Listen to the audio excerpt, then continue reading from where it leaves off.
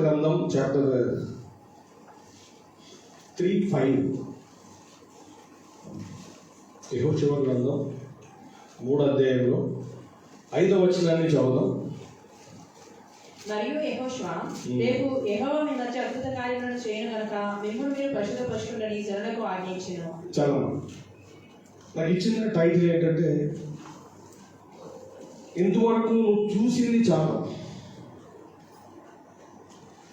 ఇది ఈ ఎక్స్పీరియన్స్ ఏంటంటే, అంతవరకు వాళ్ళు దేవుడు ఏం చేశాడో వాటిని చూశారు, కానీ దేవుడు ఏది ఇవ్వగలడో, దేవుని ద్వారా ఏది పొందాలో అటువంటి కార్యాలను వారు చూడబోతున్నారు. ఆమేన్. చూడటం వేరు, పొందటం వేరు. అందుకని ఆ రోజు అపవాది కూడా యేసు ప్రభు వారిని ఏం చేస్తుందంటే మొత్తం అంతా చూపించింది, ఇచ్చింది. దేవుడు చేసే పని ఏంటంటే చూపిస్తుంది, కానీ ఇవ్వటం వాడి చేతిలో లేదు. ఆ రోజు అవ్వమ్మ కూడా చూపించింది, అంతే. తీసుకుని తినని మాత్రం ఎవరు? అవ్వమ్మనే.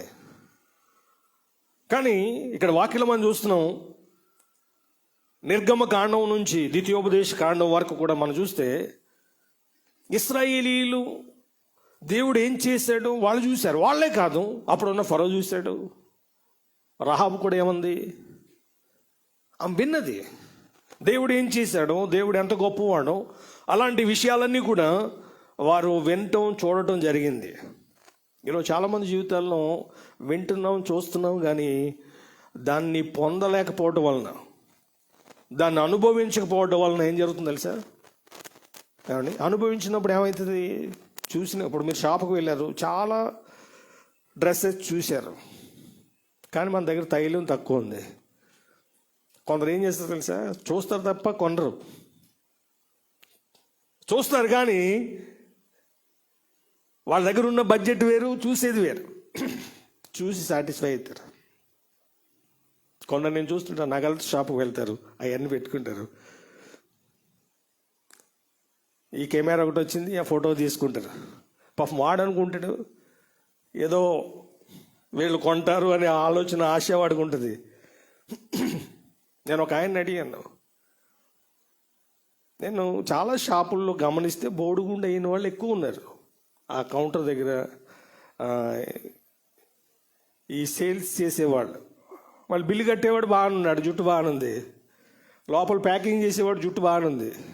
కానీ పర్టికులర్గా అందులో వీళ్ళు డిఫరెంట్గా కనిపించారు. పైగా లేడీస్ దగ్గర ఉన్నవాడికి అసలు ఒక ఎంట్రీ కూడా లేదు కొందరి దగ్గర అయితే. వాళ్ళకి ఏమైంది, ఎందుకు ఇలా జరుగుతుంది? నాకు దీని విషయంలో ఇక్కడ ఏదో మర్మం ఉంది అనుకుని ఒక ఆయన అడిగాను, క్లోజ్ ఆయన, నీకు ఎందుకు అంతకుముందు ఇందులో జాయిన్ అవ్వకముందు మంచిగా ఉండేది, ఇందులో జాయిన్ అయ్యి నువ్వు 1 year కాకముందే ఇలాంటి పరిస్థితి నీకు వస్తుందని నేను అనుకోలే. నువ్వు ఎలా ఉన్నావు తెలుసా? లలిత జ్యువెలర్, డబ్బులు ఊరికిని రావు. ఆయన గుండె సంగతి ఇచ్చి మన అందరికి గుండె చేసేస్తాడు ఆయన.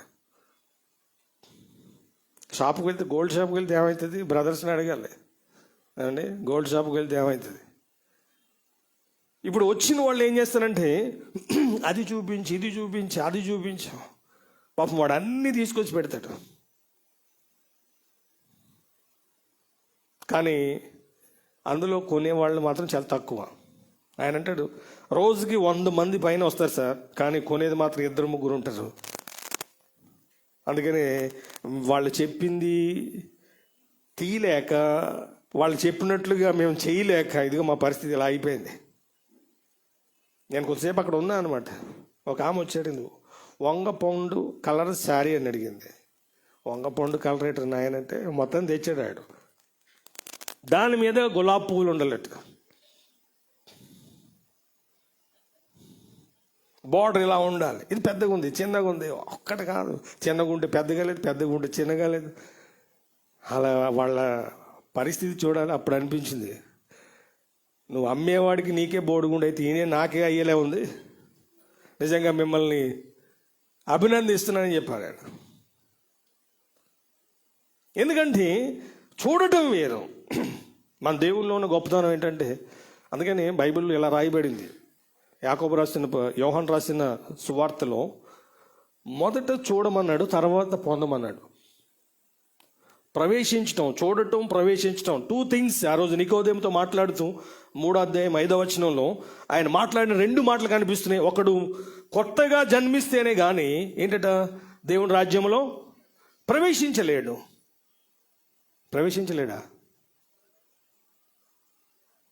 ఒక నీటి మూలముగా జన్మిస్తేనే కానీ దేవుని రాజ్యమును చూడలేడు. ఒక నీటి మూలముగా, ఆత్మ మూలముగా జన్మిస్తేనే కానీ. తీసిన వాళ్ళు చదవండి 3:5. ఒకడు నీటి మూలముగాను ఆత్మ మూలముగాను జన్మించితే గాని దేవుని రాజ్యంలో ప్రవేశింపలేడని నీతో నిశ్చయముగా చెప్పుచున్నాను. 5 చదవండి, 4వ వచనం.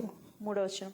ఒకడు క్రొత్తగా జన్మించితేనే గాని అతడు దేవుని రాజ్యంలో చూడలేడని నీతో నిశ్చయముగా చెప్పుచున్నానని. ఫస్ట్ ఏమన్నాడు? చూడాలి, నెక్స్ట్ ప్రవేశించాలి. కాబట్టి ఈరోజు మన జీవితంలో ఏదైతే వింటున్నామో, ఇక్కడ కూర్చున్నా మీరు చదివేదైనా వినేదైనా, మీ జీవితంలో అది జరుగుతుంది, జరగబోతుంది, నేను పొందబోతున్నాను అనే దృక్పథంతో, అనే గ్రహింపుతో మీరు విన్నప్పుడు, చదివినప్పుడు ఎలా ఉంటుంది? మీరు వేసుకున్న ఆ చైన్ కానీ, ఆ డ్రెస్ కానీ అది మీ సొంతం కాబోతుంది అన్నప్పుడు ఎలా ఉంటుంది? హల్లెలూయా. ఇప్పుడు అనుకుందాం, ఇక్కడ కొన్ని డబుల్ బెడ్రూమ్లు లేకపోతే కొన్ని వందల విల్లాలు ఉన్నాయి. మీకు ఏది కావాలో మీరు వెళ్ళి అందులోకి వెళ్ళి మీరు ఆ ఇంట్లోకి వెళ్ళగానే అది మీ సొంతం అవుతుంది అనగానే ఏమవుతుంది చెప్పండి? అక్కడ విల్లా కూడా అవసరం లేదు, రేకులు సెట్ అయినా సరే అక్కడ మామూలుగా ఉండదు అది. కానీ దేవుని వాక్యంలో చెప్పబడిన ప్రతిదీ కూడా దేవుని కొరక, మన కొరక, ఆయన కొరకు సంబంధించిన చాలా తక్కువ. ఆయన కొరకు ఏదైనా ఉందంటే మనమే, కానీ మన కొరకు ఆయన ఉన్నాడు, మన కొరకు పరలోకం ఉంది, మన కొరకు ఎవ్రీథింగ్. ఆయన కొరకు ఏదైనా ఉంది అంటే, అందుకని బైబిల్ ఇలా రాయబడింది, మీరు మీ సొత్తు కాదు విలువ పెట్టి కొనమంట. ప్రభువుని అడగండి, ప్రభు నీకు ఏముందంటే పరలోకం చెప్పడు, ఏం మాట్లాడు, నువ్వే ఉన్నావు నాకంటాడు. హల్లెలూయా. నీకోసం ఆయన ఏం చేశాడు? ఇప్పుడు మనకి ఏదైనా కావాలంటే ఏం చేస్తాం? డబ్బు ఖర్చు పెడతాం. ఏదైనా కావాలంటే కష్టపడతాం, ప్రయాసపడతాం, ఇది దాన్ని సొంతం చేసుకుంటాం. నేను ఒక ఆయన్ని అడిగాను, ఆయన మంచి ఇల్లు కట్టుకున్నాడు, డెడికేషన్ అయిపోయింది. ఎన్ని ఇయర్స్ పట్టింది దీని కొరకు అంటే ఆయన చెప్పాడు ఆల్మోస్ట్ 30 years పట్టిందంట. కూడబెట్టి ఆయనకు ఒక డిజైర్ ఉంది, ఎలా ఉండాలి, చాలా స్పేసెస్గా దాన్ని నిర్మించుకున్నాడు. ఇన్ని సంవత్సరాలు ప్రయాసపడి దీన్ని సంపాదించుకున్నాడు. ఈరోజు మనం ఎన్నో ప్రయాసపడి సంపాదించుకుంటున్నాం, కానీ దేవుడు సంపాదించుకుంది ఏదైనా ఉంది అంటే పరలోకంలో కానీ భూలోకంలో కానీ ఏం తెలుసా? మీరు, నేనే. ఎంత గొప్ప మాట అది. ఆయనకి ఇంకేం లేదు. ఇంకా ఆయనకి ఇప్పుడు మీరు అనుకున్న, ఇప్పుడు మనకి ఏదైతే ఉందో దాని మీద ఆలోచన ఉంటుంది. ఇప్పుడు మీ పిల్లలు ఉన్నారు, మీ పిల్లల మీద ఆలోచన ఉంటుంది. మీ ఇల్లు ఉంది, ఇల్లు మీద ఆలోచన ఉంటుంది.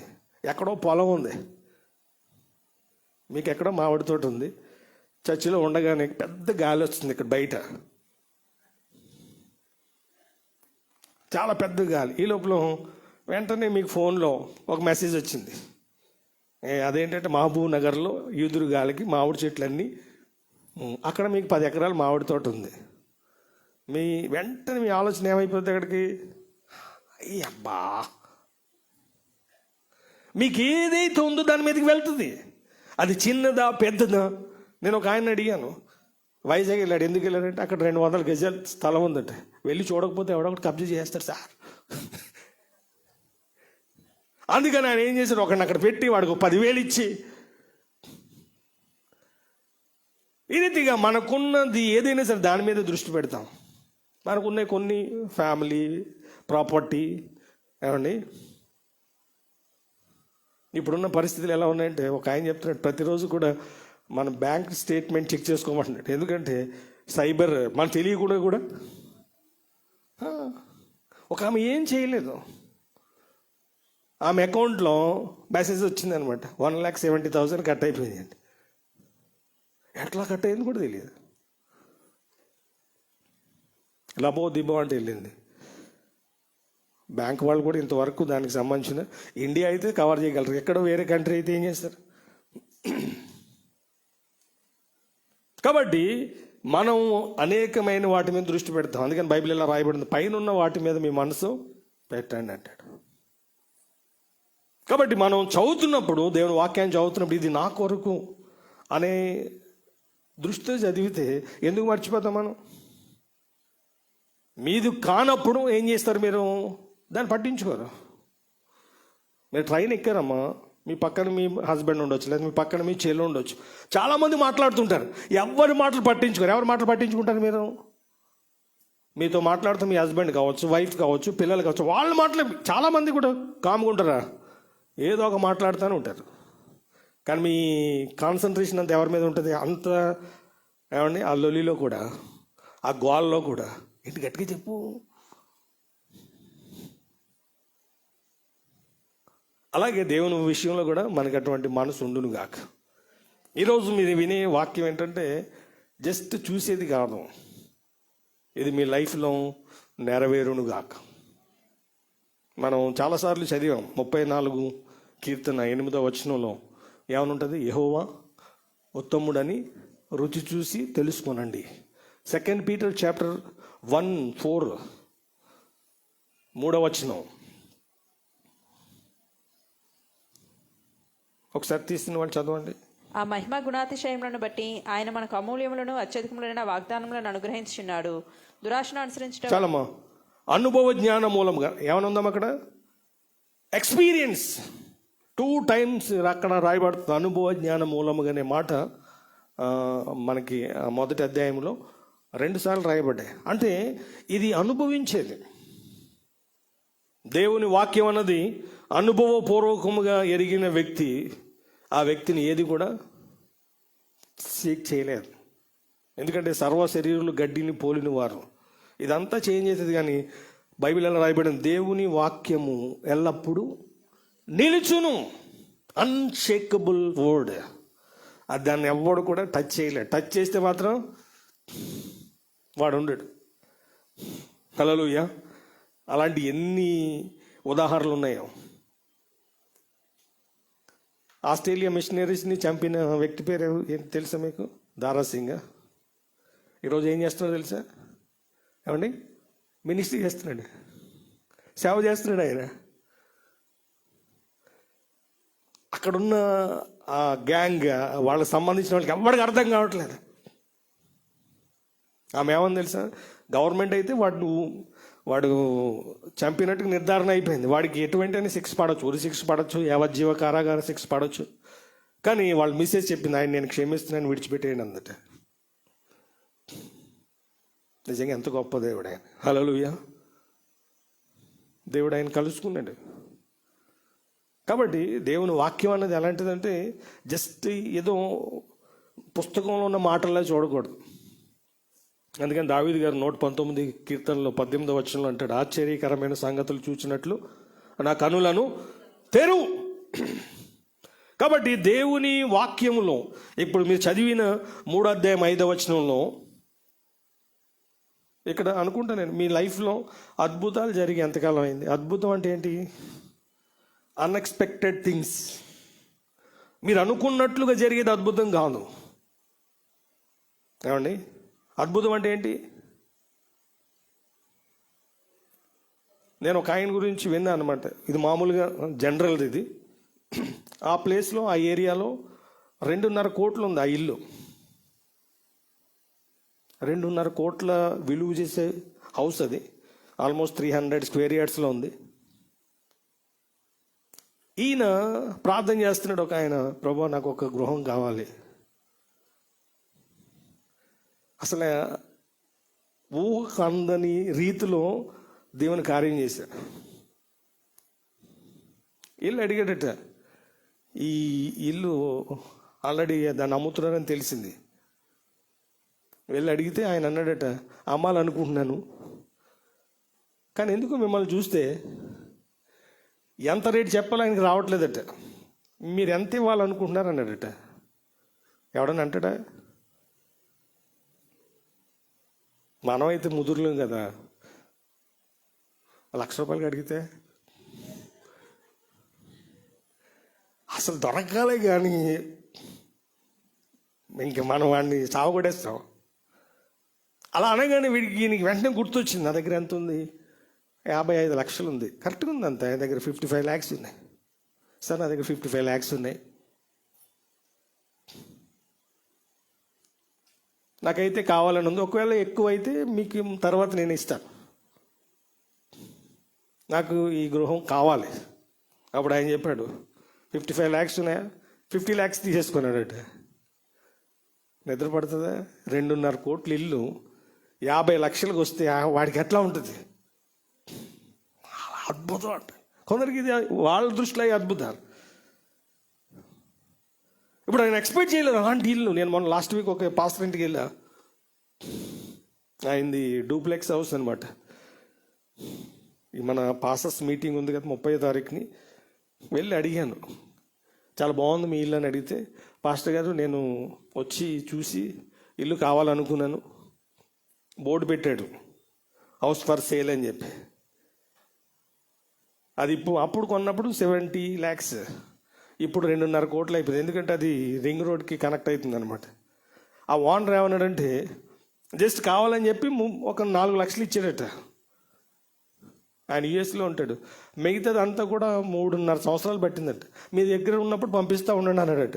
ఎవడంటాడండి అట్లా? మీ దగ్గర ఉన్నప్పుడు పంపించండి, 3.5 years తర్వాత వచ్చిన తర్వాత ఏదైతే రిమైన్ అమౌంట్ ఉందో అది ఇచ్చి ఆయన రిజిస్ట్రేషన్ చేయించుకున్నాడు. ఇదేంటి సార్ అద్భుతం. నేను ఇంట్లో ఒక కాఫీ తాగాను, సారీ మజ్జిగ తాగాను. కాబట్టి అంటే ఊహించలేదు ఇలా జరుగుతుందని. నేను నమ్ముతున్నాను ఇలాంటివి అది ఇంకా గొప్పవి జరగాలి.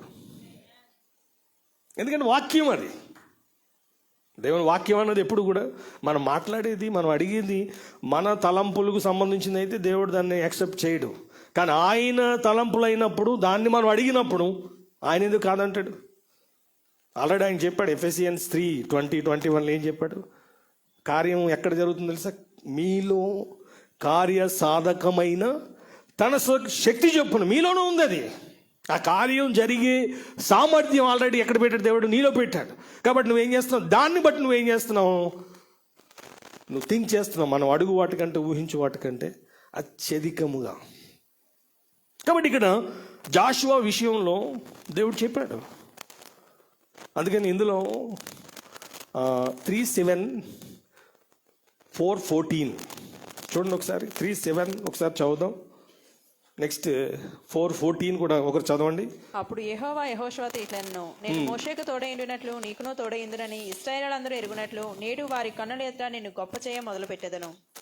4:14 ఏమో. ఆ దినమున యెహోవా ఇశ్రాయేలులందరి ఎదుట యెహోషువను గొప్ప చేసిన గనుక వారు మోషేను గౌరవపరిచినట్లు అతని బ్రతుకు దినములంటను అతని గౌరవపరిచిరి. చాలమ్మా, ఎవరు చేశారు అది? ఫస్ట్ ఈయన లైఫ్లో స్టార్ట్ అయింది, చెప్పిన వ్యక్తి లైఫ్లో స్టార్ట్ అయింది. గొప్ప చేయ మొదలు పెట్టాను. ఇక్కడ 14లో గొప్ప చేశాను స్టార్ట్ చేశాడు. 14కి వచ్చినప్పటికి ఏమైపోయింది? అయిపోయింది. అంటే ఈరోజు మన లైఫ్లో కూడా దేవుడు ఆయన చెయ్యాలనుకున్నప్పుడు ఎవడు ఆపలేడు. ఆమేన్. కొన్నిసార్లు కొందరు చెప్తుంటారు, నోటి దాకా వచ్చింది సార్, ఎవడు ఆపేశాడు. ఎక్కడ దాకా వచ్చిందట? నోటి దాకా వచ్చింది. పాపం కొందరు ఈ బిజినెస్ పీపుల్కి ఇలాంటిది జరుగుతుంటాయి. నాకు రావాలి సార్ ఆ వర్క్, కానీ వెళ్ళిపోయాను. హల్లెలూయా. కానీ దేవుని గ్రేస్ ఉన్నప్పుడు ఏమవుతుంది తెలుసా? నాకు వస్తుంది అనుకోలేదు సార్, కానీ నాకు వచ్చిందన్న. ఆమేన్. దేవుడు అలా చేస్తాడు, అలా చేస్తాడు కూడా. కాబట్టి ఈ యొక్క జాషువా గ్రంథం చదువుతున్నప్పుడు ఈ ప్రామిస్ లేకపోతే ఈ వాక్యము మన జీవితంలో నెరవేరటానికి మనకేం ఉండాలి? జస్ట్ విని ఏదో నమ్మితే అయిపోయేది కాదు. దీనికి ఒక ప్రాసెస్ ఉంటుంది. ఈ వాక్యము చెప్పడానికి అంతకు ముందున్న ఆ జర్నీ జ్ఞాపకం చేసుకున్నప్పుడు, లేకపోతే వారి ప్రయాణం, విశ్వాస ప్రయాణాన్ని చూసినప్పుడు, ఈరోజు మనకి అలాంటి ఎక్స్పీరియన్స్ ఉన్నప్పుడు నో డౌట్ ఇది మీకు వర్తిస్తుంది. హల్లెలూయా. ఏమండి, ఆ టైప్ ఆఫ్ ఫెయిత్ అదేమో అప్పుడు వారికి ప్రాక్టికల్గా కనిపించింది. ఆ రోజున్న ఎర్ర సముద్రానికి ఇప్పుడున్న మన ఆత్మీయతకి ఉన్న సంబంధం చూస్తే ఎర్ర సముద్రం దేవుడు దేంతో పోల్చాడంటే, ఏం పోల్చాడు? 1 Corinthians 10 ఉంటుంది. వారు ఎర్ర సముద్రములో మేఘములో ఏం పొందారట? అంటే ఎర్ర సముద్రం దేనికి సాదృశ్యంగా ఉంది? బాప్తీసానికి సాదృశ్యంగా ఉంది. బాప్తీసం అనుభవానికి సాదృశ్యంగా ఉంది. వారి మన నిర్గమకాండలో మనం చూస్తే ఐగుప్తులు 10 అద్భుతాలు చూశారు. తర్వాత అక్కడ నుండి 12వ అధ్యాయంలో నిర్గమకాండం 12వ అధ్యాయంలో బయటకు వచ్చారు. మామూలుగా అయితే 11 అద్భుతాలు జరిగినాయి. మొదటిది కర్ర పాముగా అయింది, ఏమంటే నీళ్లు రక్తంగా మారినాయి, కప్పలు వచ్చినాయి, పేళ్ళు వచ్చినాయి, ఈగలు వచ్చినాయి, పశువులకు తెగుళ్ళు వచ్చినాయి, వడగండ్లు వచ్చినాయి, మిడతలు వచ్చినాయి. నెక్స్ట్ 3 days చీకటి కమ్మింది. ఫైనల్ 12వ అధ్యాయంలో జ్యేష్ఠుడు చనిపోయాడు.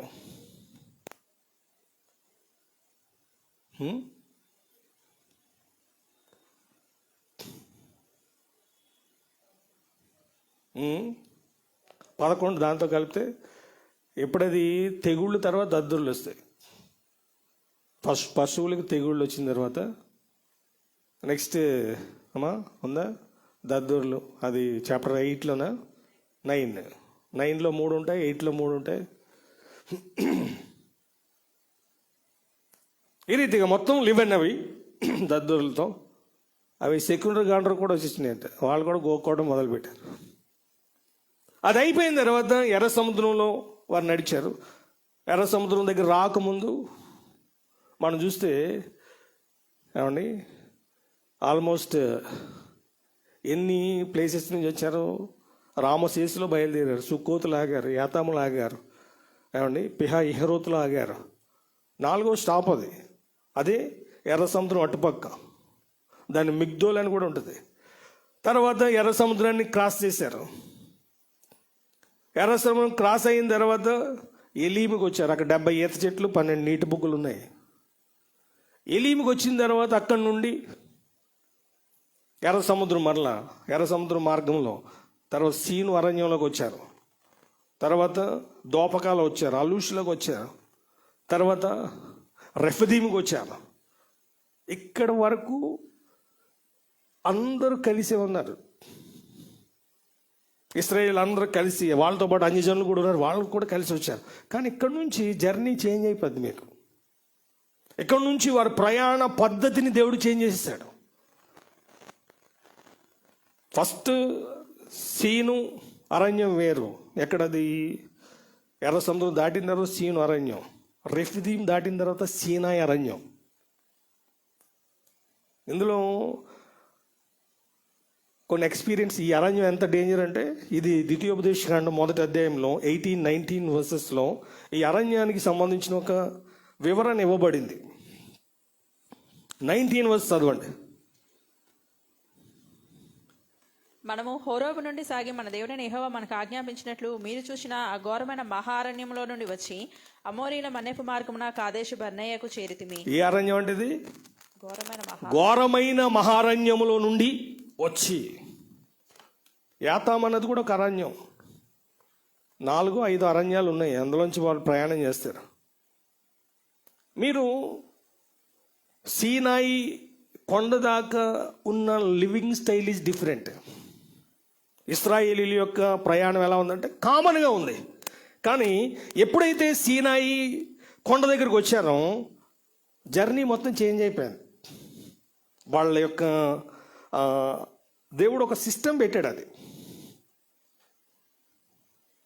ఎంత అద్భుతంగా ఉంటుందంటే అదంతా కూడా మీకు ఎక్కడ కనిపిస్తుంది అంటే సంఖ్యాకాండంలో కనిపిస్తుంది.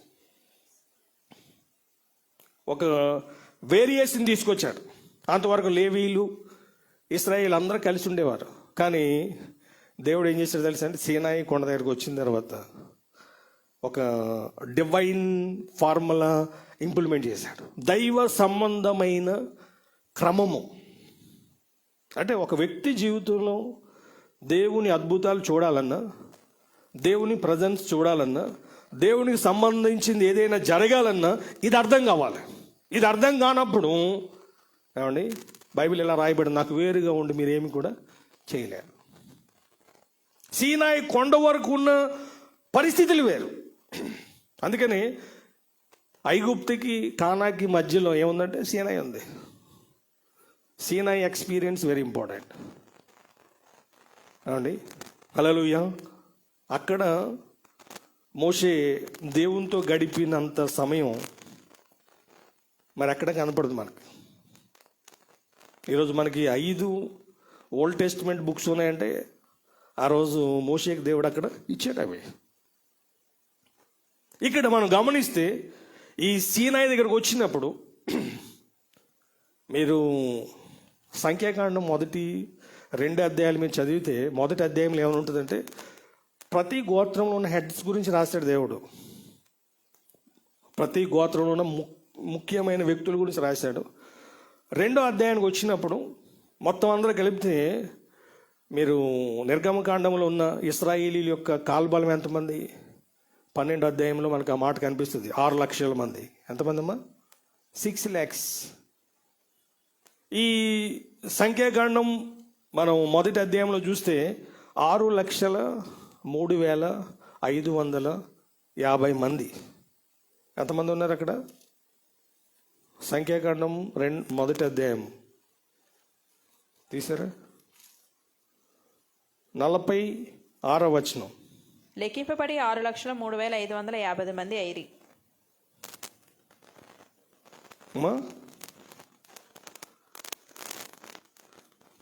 ఇక్కడ ఈ మొదటి అధ్యాయంలో లేవీల్ని కౌంట్ చేయలేదు. లేవీల్ని లెక్కించొద్దని చెప్తాడు దేవుడు. దాని కంటిన్యూషన్, దాని కింద మీరు చదవండి అదే అధ్యాయంలో. అయితే లేవీయులు తమ పితరుల గోత్రం చొప్పున వారితో పాటు లెక్కింపబడలేదు. వారితో పాటు లెక్కించబడలేదు, కానీ లెక్కించొద్దని చెప్పలేదు దేవుడు. మళ్ళీ 3వ అధ్యాయంలో లెక్కిస్తాడు. 22,000 మంది లేవీయులు ఉన్నట్టుగా 3వ అధ్యాయంలో మనకు కనిపిస్తుంది. చాప్టర్ 3లో అమ్మా 339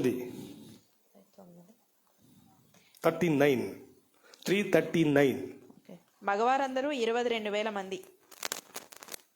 పైన లేవీల గురించి చదవండి.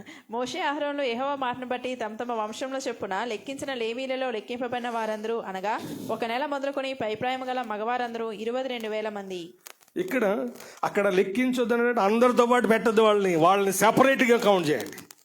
లేవీలు అంటే ఎవరంటే ఈజ్ సెపరేటెడ్ పీపుల్, దేవుని కొరకు ప్రత్యేకించబడిన వారు. ఆమేన్. మనం ఎవరు? ప్రత్యేకించబడిన వాళ్ళు, అందరితో కలిసి ఉన్నవాళ్ళు. మనం ఎంటైర్లీ డిఫరెంట్. చాలా క్లియర్గా ఉంటుంది. మీరు వారి నుండి బయలు వెడలి ప్రత్యేకంగా ఉండండి అంటాడు దేవుడు. ఎక్కడ? మీరు వారి నుండి బయలు వెడలి ప్రత్యేకంగా ఉండండి, అప్పుడు నేను మీకు తండ్రినై ఉందును, మీరు నాకు కుమారులు కుమార్తెలై ఉందురని సర్వశక్తి గల దేవుడు సెలవిస్తున్నాడు. కొరింథియన్సే, కానీ అందులో కొరింథీ 1 ఉంది, కొరింథియన్స్ 2 ఉంది.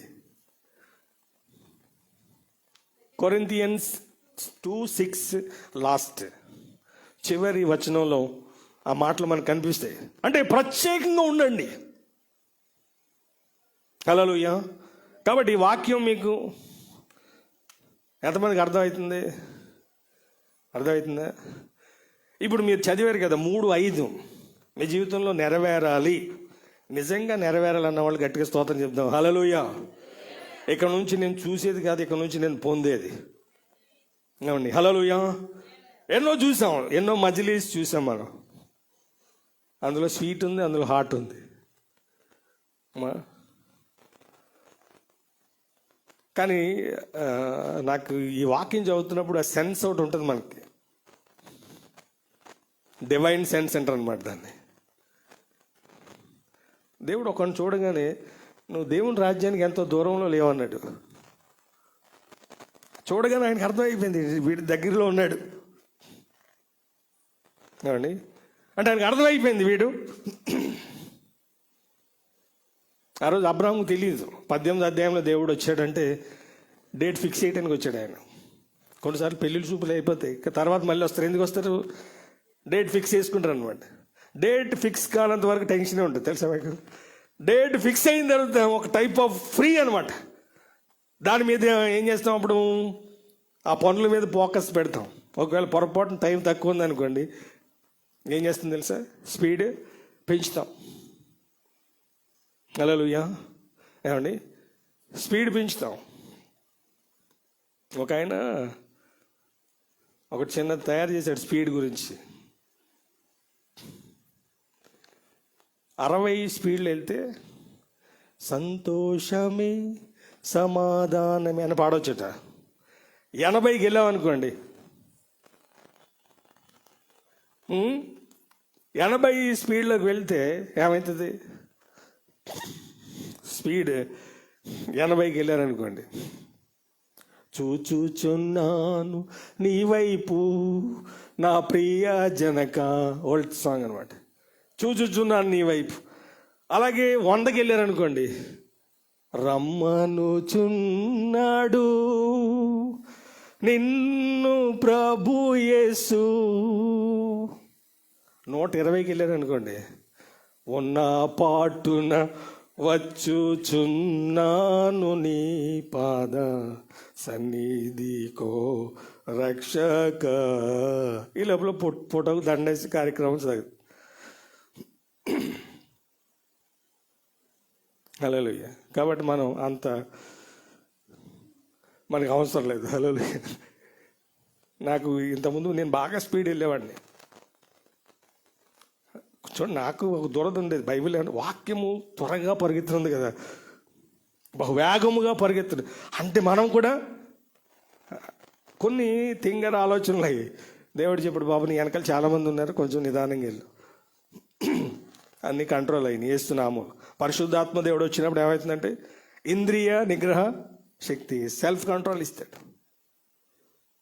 కాబట్టి దేవుని సిస్టమ్ మనకు అర్థమైనప్పుడు ఏమవుతుందంటే ఆ థ్రిల్లింగ్ వేరుంటుంది అది. కాబట్టి ఇది జరగాలి అన్నప్పుడు దేవుని పద్ధతులకి మనం ఏం కావాలి? ఓబే కావాలి. ఎందుకు లెక్కించకూడదు? మోషే దేవుడు ఏం చెప్తే అదే చేశాడు ఆయన. మొదటి అధ్యాయంలో మీకు సంఖ్యాకాండం మొదటి అధ్యాయంలో ఏముంటుందంటే ఇశ్రాయేలీలు 12 గోత్రాల హెడ్స్ గురించి మాట్లాడితే, రెండో అధ్యాయంలో 4 డివిజన్స్ కింద డివైడ్ చేశాడు. యూదా వాళ్ళు ఎక్కడ ఉండాలి? యూదా, జెబూలూను, తర్వాత ఇస్సాకారు, ఈ ముగ్గురిని తూర్పు వైపున ఉండమన్నాడు. ఎక్కడ ఉండమన్నాడు? తూర్పు వైపున ఉండండి. సిమియోను, రూబేను, సిమియోను, గాదు, మీరు దక్షిణ వైపు ఉండండి. బాబు రూబేను, సిమియోను, గాదు మీరు దక్షిణ వైపు ఉండండి. అలాగే మనీషా, ఎఫ్రాయిం, బెన్యామీన్ మీరు పడమర వైపు ఉండండి. దాను, అషేరు, నఫ్తాలి మీరు ఉత్తరం వైపు ఉండండి. అలా డివైడ్ చేశారు. మీరు ఎక్కడ ఉండాలి, మీరు ఎక్కడ ఉండాలి, మీరు ఎక్కడ ఉండాలి అంటే దాని అర్థం ఏంటంటే ఇప్పుడు మన విషయంలో కూడా మీరు ఎలా ఉండాలి అన్నప్పుడు మనం ఏం చేయాలి? సపోర్ట్ చేయకుండా అలా ఉండాలి. నువ్వు దేవునికి సంబంధించిన వాటిని నీ లైఫ్లో చూడాలంటే ఏం చేయాలి? Maintain discipline. ఇప్పుడు కొందరు ఉన్నారు, ఎందుకు వారు పరిస్థితులు అనుకూలంగా లేకపోయినా సమయానికి ఎందుకు వస్తున్నారంటే వాళ్ళకి తెలుసు దేవుడు ఏం చేయబోతున్నాడు. దేవుడు కొందరిని వాళ్ళని అది వాళ్ళంతటి వాళ్ళు చేసేది కాదు. మనంతటి మనం దేవుని కార్యాలు చేయలేం. తెలుసా మీకు?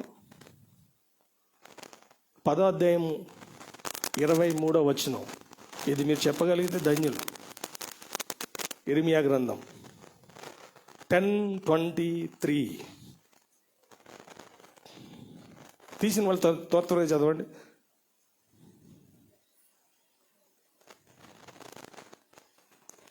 పదో అధ్యాయం 23వ వచనం.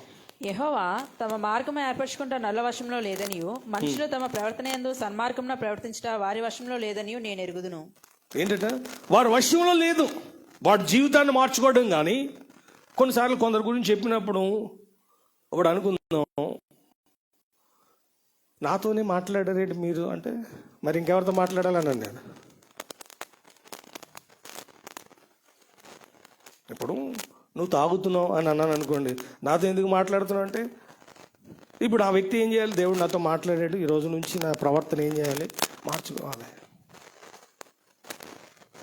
ఈరోజు జనాలు ఎలా ఉన్నారో తెలుసా? విచిత్రమైన పరిస్థితులు ఉన్నాయి ఇప్పుడు. ఒక ఆమె వెళ్ళి, ఆమె ఇద్దరు చాలా క్లోజ్గా ఉంటారు.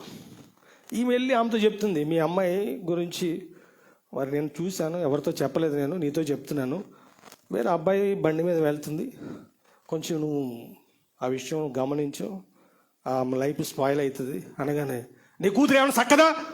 నీ కూతురు ఏమైనా సరైందా? నీ కూతురు ఏమైనా మంచిదా?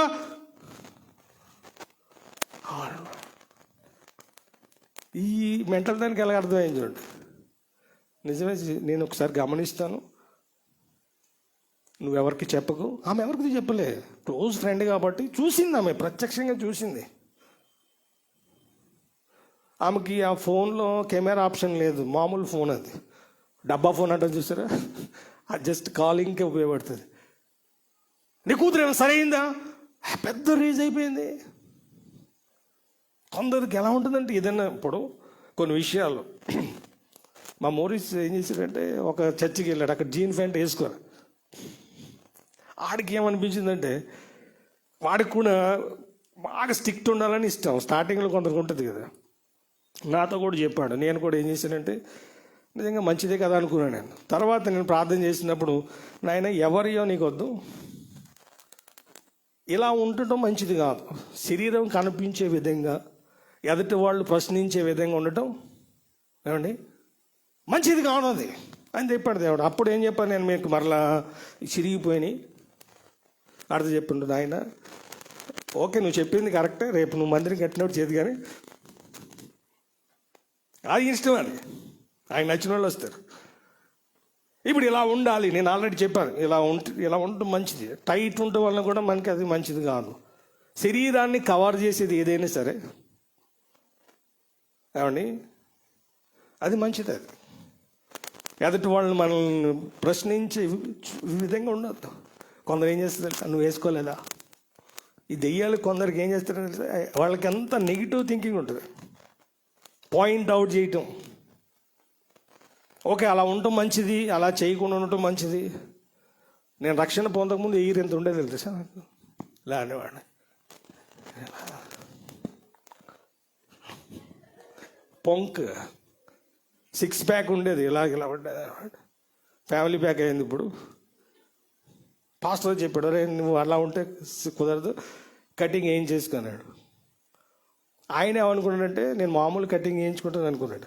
అది చలికాలంలో సమ్మర్ కటింగ్ వేయించాను. సమ్మర్ కటింగ్ అంటే ఏమండి, అది పెట్టాడు మిషన్, గుండెలే అయిపోయింది.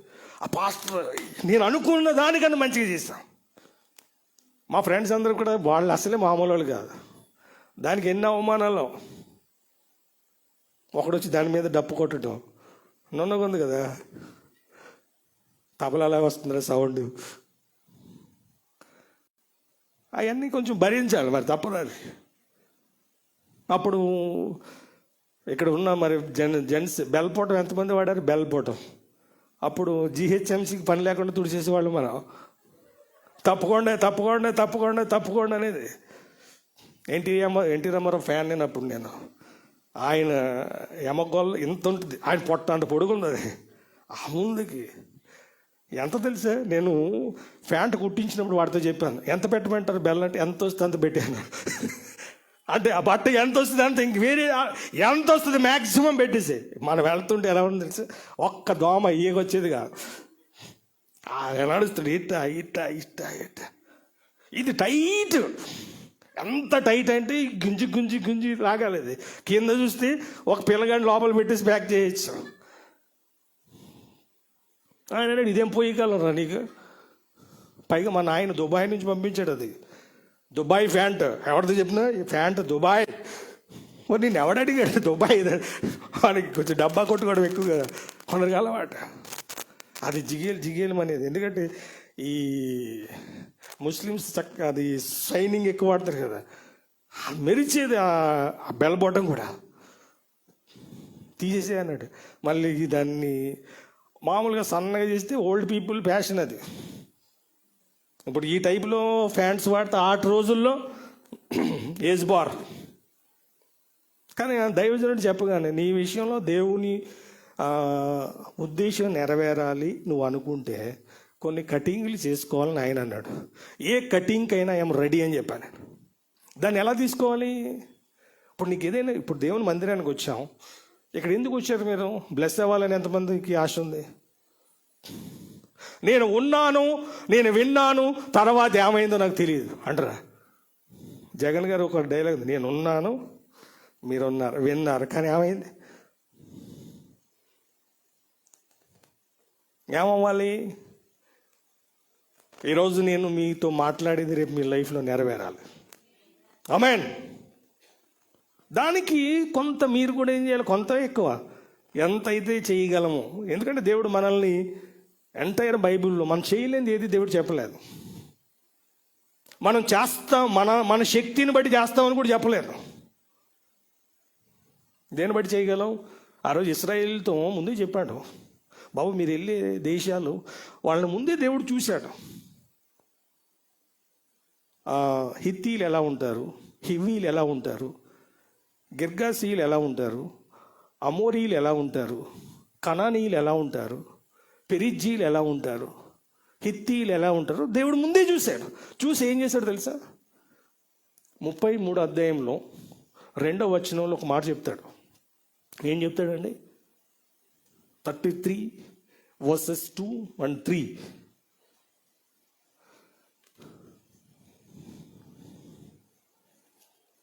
మనం తీసిన వాళ్ళు త్వరగా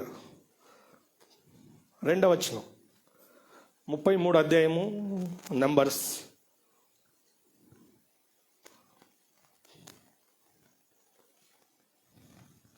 మోషే యెహోవా సెలవిచ్చిన ప్రకారము వారి ప్రయాణములను బట్టి వారి సంచార క్రమమును రాసెను. వారి సంచార క్రమముల ఏం ప్రకారం చదువుతున్నారమ్మా మీరు? సంఖ్యాకాండం సారీ, నిర్గమకాండం 33:2. నిర్గమకాండం.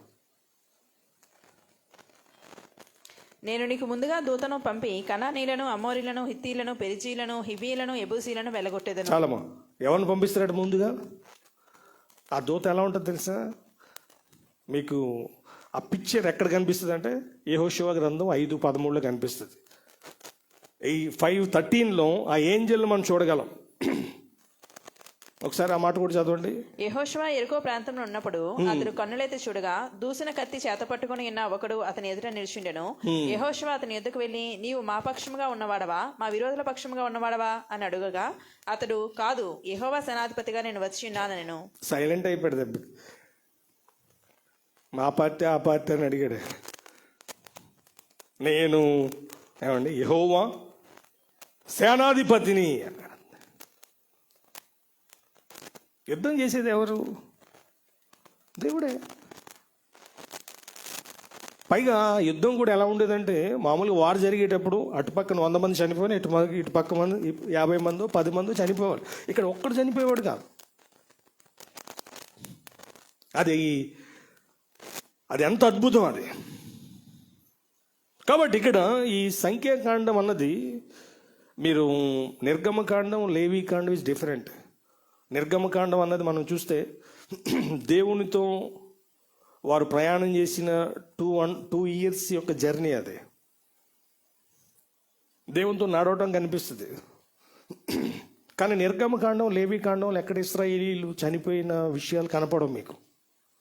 కానీ సంఖ్యాకాండం వచ్చిన తర్వాత, ధర్మశాస్త్రాన్ని పొందిన తర్వాత, ధర్మశాస్త్రాన్ని వారు కలిగి ఉన్నప్పుడు ఇశ్రాయేలీల్లో పరిస్థితి చాలా ఘోరంగా ఉంటుంది. 11వ అధ్యాయం నుంచి తర్వాత మీరు చూడండి. అక్కడ ఇశ్రాయేలీలు ఎవరైతే దేవుని సిస్టమ్నకు వ్యతిరేకంగా ఉన్నారో ఏమయ్యారు తెలుసా? శత్రువులు చంపలే వాళ్ళని, అక్షరము వాక్యమే వారిని. 11వ అధ్యాయం నుంచి స్టార్ట్ అవుతుంది. దేవుడు చాలా సిస్టమేటిక్గా యూదా గోత్రం అంటే ఉన్న గోత్రాలన్నిటిలో వాళ్ళకున్న ప్రత్యేకత వేరు. కాలేబుగా రోషం ఎలా వచ్చింది అనిపించింది నాకు. 12 మంది వెళ్ళి చూస్తే కాలేబుకు మాత్రం చూసిన వాళ్ళ విషయంలో ఎటువంటి భయం కనిపించలే. ఎందుకు కనిపించలేదంటే యాకోబు చనిపోయే ముందు ప్రవచించిన ఒక ప్రవచనంలో యోధ ఎవరట, ఏమండి, లేడి పిల్ల, కుక్క పిల్ల, సింహం, అరే నువ్వు సింహం అన్నాడు. అంతే. సింహం ఏనుగు చూసిన భయపడదు, దాని డిక్షనరీలో భయం ఉండదట. ఏ జంతువు అయినా అడవిలో వెళ్ళేటప్పుడు భయంగా వెళ్తాయట, ఏది ఎక్కడి నుంచి వస్తుందో. ఒక్కటి కాన్ఫిడెంట్గా ప్రశాంతంగా, ఇప్పుడు మన రోడ్డు మీద వెళ్ళేటప్పుడు ఎలా వెళ్తున్నాం అలా వెళ్తున్నాం. మామూలుగా ఏ జంతువు అయినా చూడండి, పిల్లి కనుక వస్తుంది అనుకోండి, కుక్కలు చూస్తాయని దానికి భయం, ప్రతిదానికి ఒక భయం ఉంటుంది. కానీ భయం లేనిది ఏమండి, దానికి దేవుడు కూడా రెవల్యూషన్ 5:5 మనం చూస్తాం, ఆయన కూడా ఎవరు, సింహమే, నీతిమంతుడు సింహం వలె. సామెతలు 28 మనం చూస్తాం. ఆ జీన్స్ అవి. కాబట్టి నువ్వు తూర్పు వైపు నుండు అని యూదాని, ఇస్సాకారు, జబూలూను వీళ్ళిద్దరు కలిపితే 180,000 చిల్లర వస్తుంది. సిమియోను, రూబేను, సిమియోను, గాదు 150,000 వరకు వస్తారు వాళ్ళు. యోసేపు, బెన్యామీను, ఎఫ్రాయిము వీళ్ళు 1,00,000, ఇది చిన్నది 108,000 మంది చిల్లర వస్తారు. తర్వాత గాదు, అషేరు, నఫ్తాలి, దాను, అషేరు, నఫ్తాలి. మీరు ఇలా ఉండండి, మీరు ఇలా ఉండండి, మీరు ఇలా ఉండండి అంటే అలా ఉన్నారు. మళ్ళీ లేవీలను కూడా 4 డివిజన్స్ చేశాడు. మామూలుగా అయితే 3 వాళ్ళు, కహాతీయులు, మొరారీయులు, గెర్షోనీయులు. కహాతుని 2 భాగాలు చేశాడు. కహాతులో ఉన్న కహాతికి పుట్టిన 4 ఏమండి, అమ్రాము, ఇస్వారు, హెబ్రోను, ఉజ్జీయేల్లో అమ్రాముని తీశాడు దేవుడు. అమ్రాముని తీసి అమ్రాముకు సంబంధించిన మోషే, అహరోను, మోషే, మిరియం వీళ్ళు మాత్రమే ఎవరు తెలుసా, యాజకులు.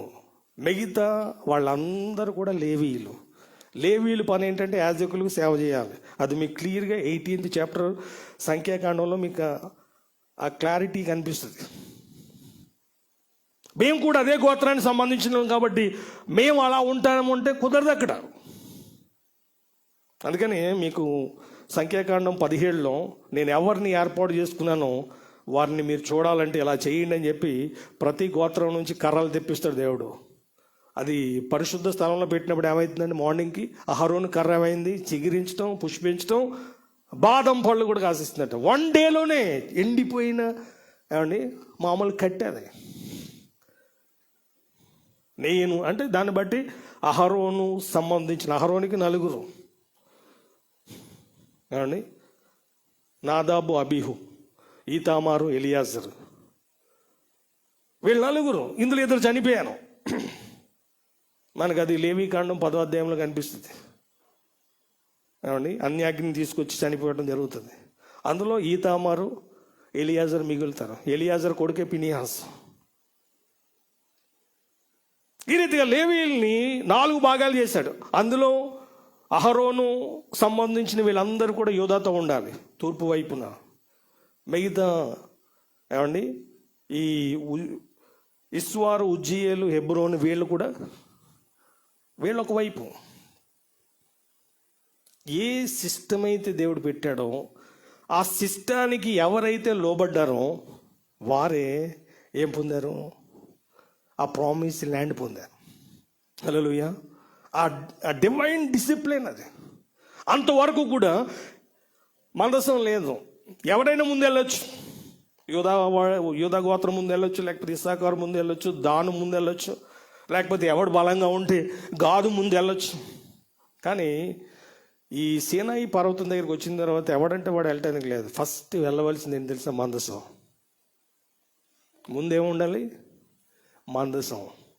దాన్ని ఎవరు మోయాలి, కహాతీలు మోయాలి. దాన్ని ఆ టెబర్నేకలు వేసేది ఒకడు, లోపల ఏర్పాట్లన్నీ చూసేది ఒకడు, పిండి వంటలు చేసేది ఒకడు. నాకు అనిపించింది, మీరు నాకు ఈ చదువుతున్నాడు 16వ అధ్యాయం సంఖ్యాకాండంలో ఈ కోరకి పొగర ఎలా వచ్చింది, వాళ్ళకి ఏంటి కథ ఏంటి, ఇది ఏం చేసాడని చూస్తే పిండి వంటలు చేసేవాడట. బాగా తిని ఏమైంది, కొవ్వు, పిండి వంటల మీద ఇన్ఛార్జ్ వాడు. చదివితే ఆహా బాగా తిని తిని ఆడికి ఏమొస్తుంది తెలుసా? బాగా తిన్నవాడికి కొవ్వు పడుతుంది. ఇంగ్లీష్లో మనకి పొలైట్గా ఫ్యాట్ అంటాం, కానీ తెలుగులోకి వస్తే కొంచెం ఆడి ఉంటుంది. అది ఎవడు సపోర్ట్ చేయట్లేదు, ఇది ఎందుకు ఇంత ఇట్లా ప్రవర్తించాడు వీడని చూస్తే అప్పుడు అనిపించింది వీడు బాగా ఈ పిండి వంటలు చేసి వాళ్ళది ఒక అదొక సిస్టమ్. అది మ్యూజిక్ పరిచర్య కూడా ఏమండి, సంగీత పరిచర్య అని ఉంటుంది. ఈ హేమాను, ఆషాపు వీళ్ళందరూ ఎవరు తెలుసా? వీళ్ళందరూ లేవీలే. ఆసాపు వీళ్ళందరూ కూడా కహాతు వంశానికి కనెక్ట్ అవుతారు. సమూయేలు కూడా మనం చూస్తాం, సమూయేలు కూడా లేవి గోత్రానికి కనెక్ట్ అవుతాడు. కాబట్టి దేవుడు ఒక పద్ధతి పెట్టాడు, మీరు ఇలా ఉండాలి. ఇప్పుడు మేము ఏం చేస్తున్నామంటే, మీకు మీ జీవితంలో దేవుని రాజ్యంలో చేరాలన్నా, దేవుని వాగ్దానం పొందాలన్నా, దేవుడు ఏదైతే క్రమం పెట్టాడో ఆ క్రమంలోకి మేము ఏం చేయాలి? మిమ్మల్ని నడిపించాలి. అందుకని మత్తయి సువార్త 7వ అధ్యాయంలో 21వ వచనంలో అమ్మా 20 వచనం, అక్రమం చేయవారులారా మీరెవరో నాకు తెలియదు అన్నది 23-22 అయినా చూడండి.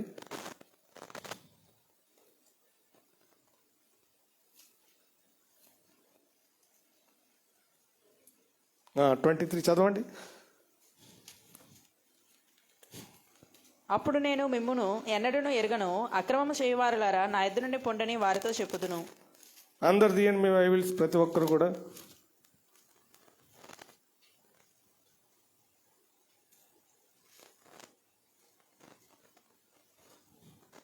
అందరు చదువుదాం.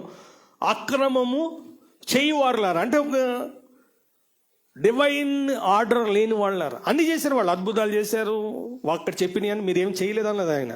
మీరు ఎక్కడ చేశారో అద్భుతాలు, మీరు ఎక్కడ చేశారో స్వస్థతలు అనలేదు. కానీ వాళ్ళు చేసింది కరెక్టే, కానీ దేవుడు దాన్ని యాక్సెప్ట్ చేయలేదు.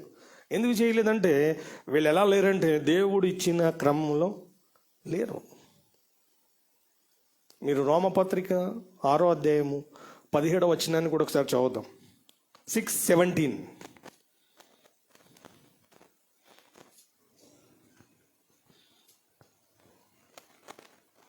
మీరు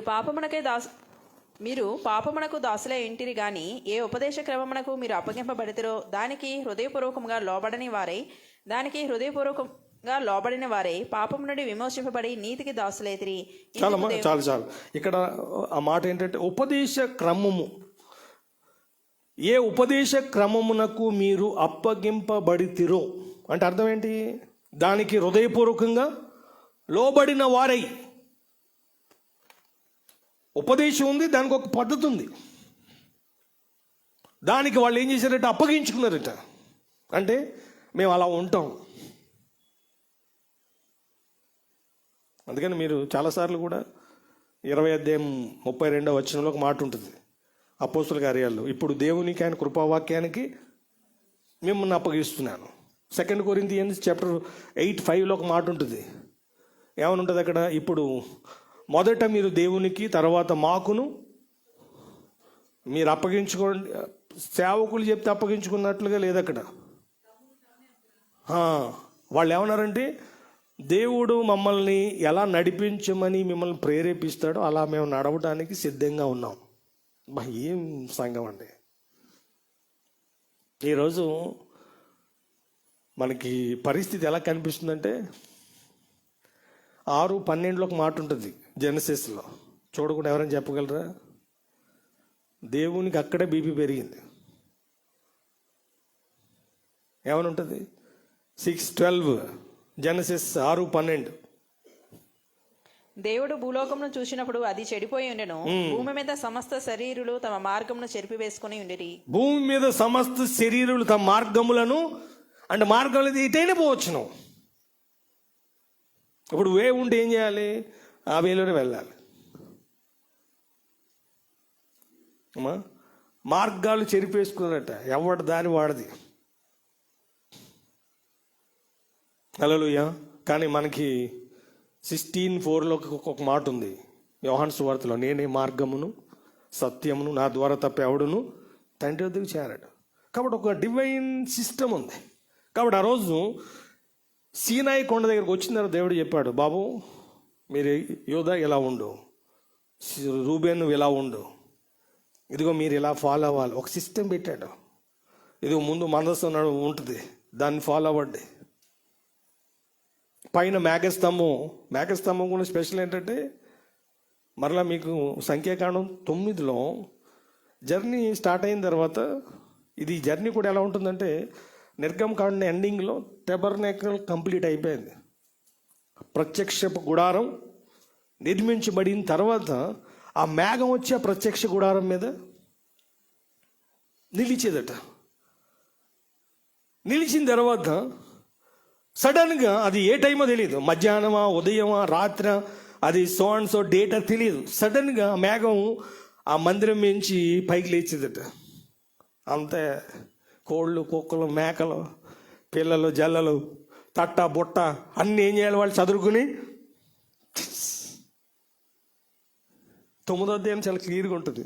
సంఖ్యాకాండం 9వ అధ్యాయంలో ఒక రోజు ఉండేదట, లేకపోతే ఒక వారం రోజులు ఉండేదట, ఒక నెల ఉండేదట, కొన్నిసార్లు ఒక సంవత్సరం ఉండిపోయేదట. అట్లా మేఘం ఎవడు అడగడానికి లేదు. సంవత్సరం ఎందుకు ఉంది, అక్కడ 1 డే ఎందుకు ఉంది, అక్కడ 1 వీక్ ఎందుకు ఉంది. నాకు అనిపిస్తుంది ప్రశ్నించేవాడు ఎప్పుడు కూడా దీవించబడ్డాం. కొందరు ప్రశ్నించేవాళ్ళు ఎక్కువ. చర్చిలో కూడా ఒక ఆమె అయితే, మీరు ఓల్డ్ పాటలు ఎందుకు పాడరు అంది. నేను న్యూ థింగ్స్ చూడాలనుకుంటున్నాను. మరి ఆమెకి వేయాలి కదా ఒకటి. అది నడిపింపు. అది నువ్వు చెప్పింది ఏం చేయటమే నాకు అర్థం కాదు.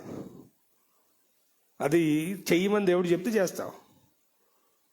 లాస్ట్లో పరలోక ప్రార్థన ఎందుకు చెప్పినది ఒక ఆమె. మంగళవార్త ప్రార్థన కూడా ఉంది తెలుసా అని అడిగాను నేను. మరి మరియం ప్రార్థన కూడా చేద్దామా అంటే, ఇక్కడ ఎవరు మాట్లాడటం లేదు. అది చెప్పిందంతా ఎవరు? మోషేతో దేవుడు చెప్పాడు. మోషే ఏం చేయాలి, ఏం చెప్పాడు దాని ప్రకారంగా వాళ్ళు నడిపించాలి. అది వాళ్ళకి నచ్చుతుందా నచ్చదా ఇవన్నీ అది దాని సంబంధం లేదు. అది మీరు సీనాయి కొండ దగ్గర రానంత వరకు, అంటే దాని అర్థం ఏంటంటే, వాక్యం తెలియనంత వరకు ప్రాబ్లం లేదు. వాక్యం తెలిసిన తర్వాత బీ కేర్ఫుల్. హల్లెలూయా. ఎందుకంటే వాక్యం అన్నది ఎవరు? దేవుడే. వాక్యాన్ని ఇచ్చిన తర్వాత వాళ్ళ జీవిత విధానం మారిపోయింది. అంటే వాక్యం నువ్వు ఎరిగినప్పుడు, విన్నప్పుడు ఏం కావాలి? నీ లైఫ్లో మార్పు రావాలి. ఇక్కడ కూర్చున్న వాళ్ళు 2 విషయాలు జరగాలి మీ లైఫ్లో. మారాలని ఆశ ఉండాలి ఫస్ట్. సెకండ్, ఇంకా ఎదగాలని ఆశ ఉండాలి. ప్రభు ఇది సరిపోదు, ఇంకా నేను 4:19 గలతీయన్స్ లాగా ఉండాలి. ఏంటది? క్రీస్తు స్వరూపము ఇంకా మారాలి. ఇర్మియా గ్రంథంలో నేను నిన్న ఇర్మియా గ్రంథం చదువుతున్నప్పుడు ఓ మాట అక్కడ చూడండి, అది విచిత్రంగా ఉంది. ఇర్మియా గ్రంథం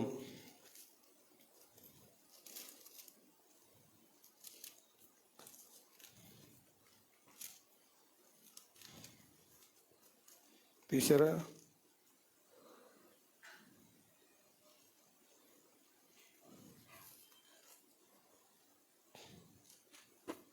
థ్యాంక్ యూ జీసస్.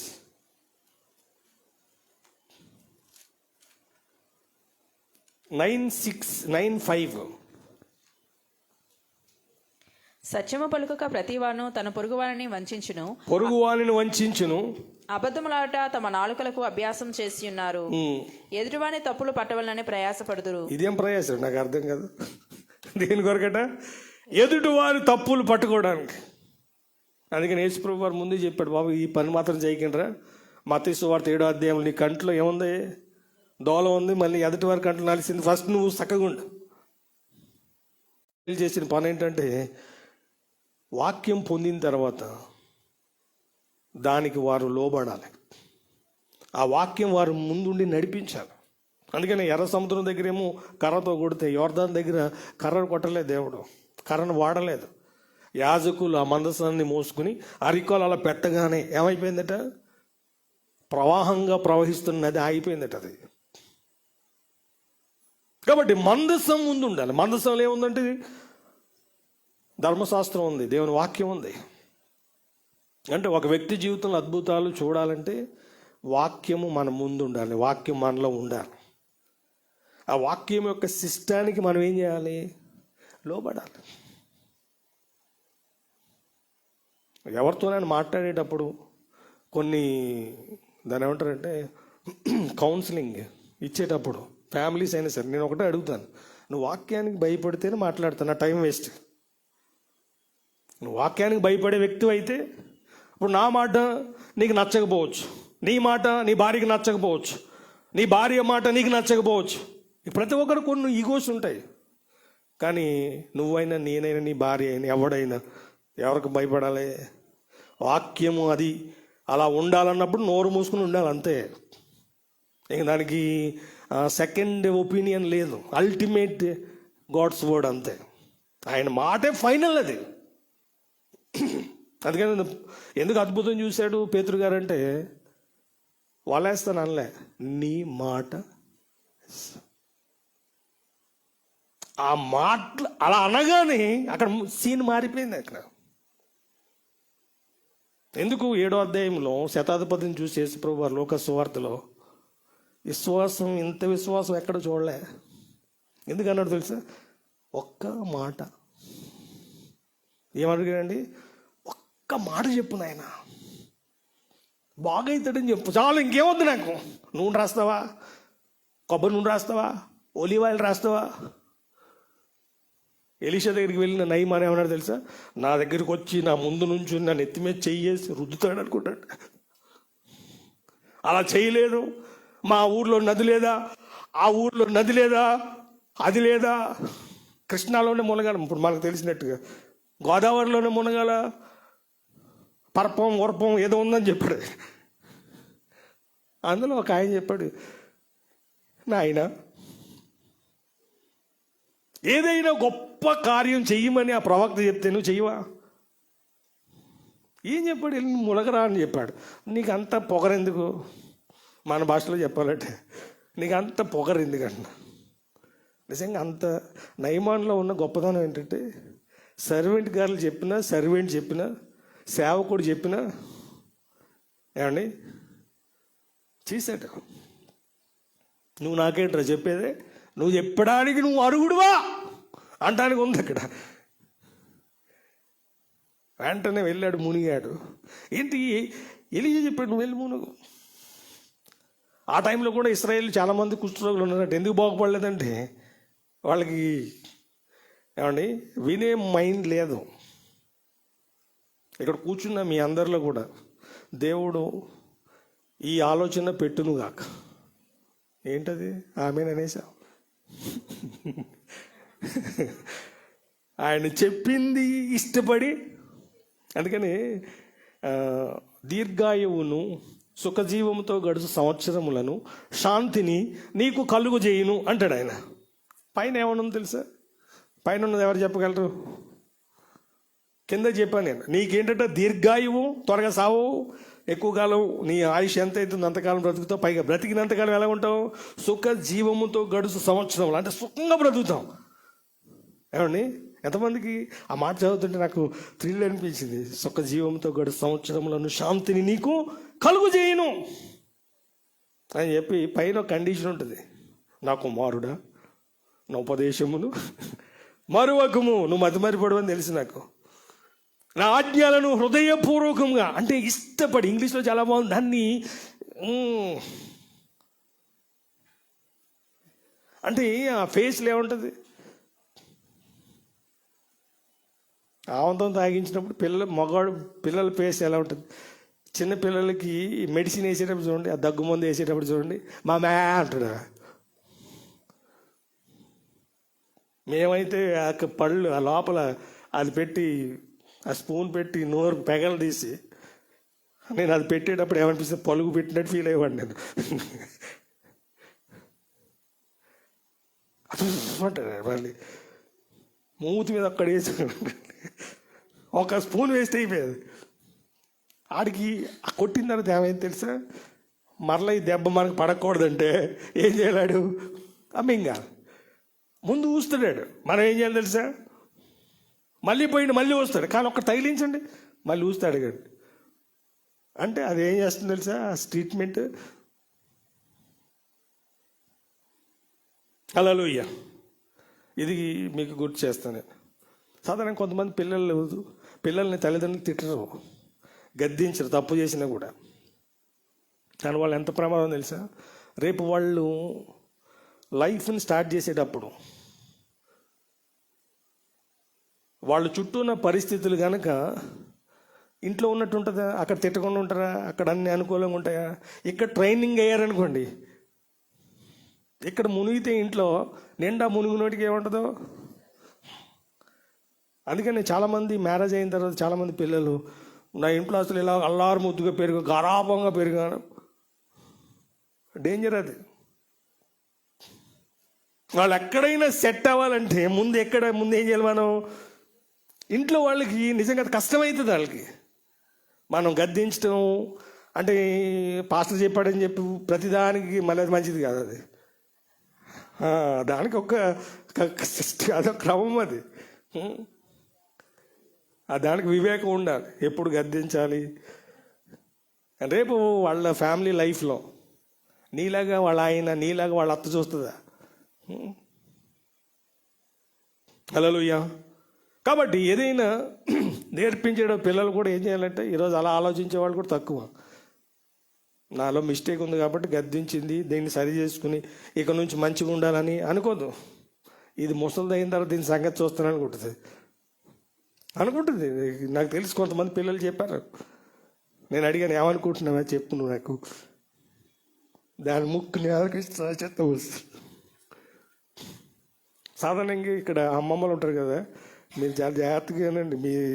మీ ఇప్పుడు మీకు వయసు ఉంది, రేపు ఏమవుతారు మీరు. ఒక ఆమెకి పారాలిసిస్ వచ్చి పడిపోయింది. ఆ బొడ్డది చేసినవన్నీ గుర్తుపెట్టుకుందండి చిన్నప్పుడు. సినిమా మీద సినిమా అసలు ఒక పక్క జారిపోయింది. పోయి ముసలిదాన్ని చిన్నదానికి అప్పగించారు. ఇప్పుడేమో ఆమె మంచి యంగ్ వయసులోకి వచ్చింది. ఏమండి, చిన్నపిల్లలు ఇప్పుడు యవ్వనంలోకి వస్తారు, మనం ఏమవుతున్నాం మనం. అందుకే నేను 40 దాటినాడు ఏజ్ చెప్పడు తెలుసా మీకు. నేను డేట్ ఒక ఆయన అడిగాను, మీ ఇయర్ చెప్పాడు అన్నాడు. డేట్ చెప్తున్నాడు October 20. ఇయర్ చెప్పడండి చెప్పడు. నీకేమైనా పెళ్లి చూపులని జరుగుతాయి మరలా, ఎందుకంత. ఇప్పుడు మన ఏజ్, ఇప్పుడు మనకి ఏమండి, మనం ఏమవుతున్నాం, అస్తమించే సూర్యులు మనం. ఎవరు మనం, వాళ్ళు ఎవరు ఉదయించే సూర్యుడు. మరి మధ్యాహ్నం వస్తుంది, జాగ్రత్త మాడిపోతాం. మీకు తెలియదండి, గుర్తుపెట్టుకుంటారు వాళ్ళు. నేను అడిగాను ఆ పిల్లని, ఎందుకు అలా కొడుతున్నావు, అసలే చెయ్యి 2 జారిపోయినాయి. ఇది మామూలుగా సావగొట్టలేదు. నన్ను కూడా అంటది. 13-14 సంవత్సరాలు ఉన్నా వాళ్ళ మమ్మీకి అన్నే, ఆమెకి అన్నే, వాళ్ళ కూతురికి అన్నే, రేపు పుట్టే కూతురికి కూడా. మాకు కొన్నిసార్లు విచిత్రం అనిపిస్తుంది. ఒక ఆమె వచ్చింది, ఆమెకి 65 సంవత్సరాలు ఉంటాయి. అక్క అంది ఈమెనే. మా పాస్టర్ మాకు ఒక్కసారి మామూలుగా ఆడవాళ్ళకి ఎక్కువ ఉంటుంది కదా, చెల్లి అంటే అది వేరు, అక్క అనగానే ఏంటి నేను ఆమెకన్నా పెద్దగా కనబడుతుంది. మనం కవర్ చేయాలి కదా, ఆత్మీయంగా నేను అలా చూస్తుంది అనగానే ఆమె కొంచెం శాంతం అయిపోయింది. కాబట్టి ఈ విషయాలు జాగ్రత్తగా ఉండాలి ఇప్పుడున్న పరిస్థితులు. హల్లెలూయా. ఇప్పుడున్న జనరేషన్ కూడా ఎంత వరస్ట్గా ఉందో తెలుసా అండి. లాస్ట్ వీక్ నేను ఒక మెడికల్ డిపార్ట్మెంట్ అమ్మాయిది, ఆమె చాలా బాధగా చెప్పింది, అన్న మా హాస్పిటల్లో రోజు ఎన్ని అబార్షన్లు జరుగుతున్నాయో తెలుసా, ఇంకా మ్యారేజ్ కాలేదు వాళ్ళకి. విన్నప్పుడు చాలా బాధ అనిపించింది. ఈరోజు ఉన్న జనరేషన్, ఎందుకంటే బైబిల్ చెప్పాడు వ్యభిచార తరం అని చెప్పాడు. పిల్లల విషయంలో చాలా జాగ్రత్తగా ఉండాలి. ఎందుకంటే సాక్ష్యం అన్నది జీవితంలో చాలా ప్రాముఖ్యమైనది. నువ్వు తిరుగుతావు, రేపు నీకు వచ్చేది కూడా అలాగే తిరిగి వస్తుంది. నువ్వేం విత్తుతావో. ఒక ఆమె నన్ను అడిగింది, అన్నాడు వేరే సెటప్ ఉంది.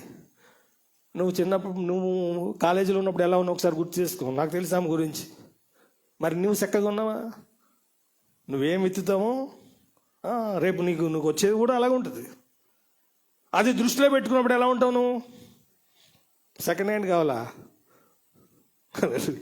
నువ్వు సెకండ్ హ్యాండ్, మళ్ళీ నీకు వచ్చేది ఎట్లా, ఏం ఎక్స్పెక్ట్ చేస్తున్నాను? నువ్వు ఎలా ఉంటావో రేపు నీకు వచ్చే వ్యక్తి కూడా. వాక్యం తెలియకముందు ఎలాగైనా నువ్వు ఉండు, కానీ వాక్యం తెలిసిన తర్వాత అక్కడ నీ ఇష్టం, నీ కథ నడవదు. అది వాక్యం తెలిసిన తర్వాత ఏం చేయాలి అమ్మా? దేవుని వాక్యానికి నీ ప్రవర్తన అంతటి యందు ఆయన అధికారమునకు ఒప్పుకో. అప్పుడు ఆయన ఏం చేస్తాడు? నీ త్రోవలన్నీ కూడా, దానివల్ల నువ్వు సంతోషంగా ఉంటావు, నువ్వు ఆరోగ్యంగా ఉంటావు, నీ పిల్లలు, నీ భార్య, నీ ఫ్యామిలీ అంతా కూడా లైక్ ఏ స్మాల్ హెవెన్. ఒకవేళ ప్రభు వచ్చినా మనం పరలోకంలో ఉంటాం, ఇక్కడ సంతోషమే. అందుకని కీర్తన 16లో ఉంటుంది, నీ కుడి చేతిలో, నీ సన్నిధిలో సంపూర్ణ సంతోషం, నీ కుడి చేతిలో నిత్య సుఖములు కలవు. కాబట్టి ఈరోజు మనం అది గుర్తించాలి. నీ జీవితంలో అద్భుతాలు చూడాలి అంటే మాత్రం సీనాయి దగ్గర నుండి జర్నీ దేవుడు చూశాడు, అక్కడి నుంచి జాగ్రత్తగా గమనించాడు. అంతకుముందు ఎవరు చనిపోయిన విషయాలు మీకు కనపడవు. కానీ ఎప్పుడైతే సీనాయి కొండ దగ్గర నుంచి స్టార్ట్ అయ్యారో డెత్ మీరు చూసేది 11వ అధ్యాయంలో కనిపిస్తుంది.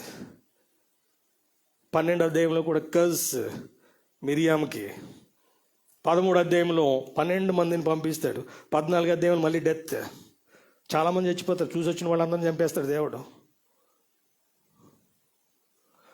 15 మరలా ఇన్స్ట్రక్షన్ చేస్తాడు మీరు ఎలా ఉండాలో. 16వ అధ్యాయం మళ్ళీ స్టార్ట్ అయింది అక్కడ కోరాహుది, అక్కడ చాలామంది చనిపోయారు.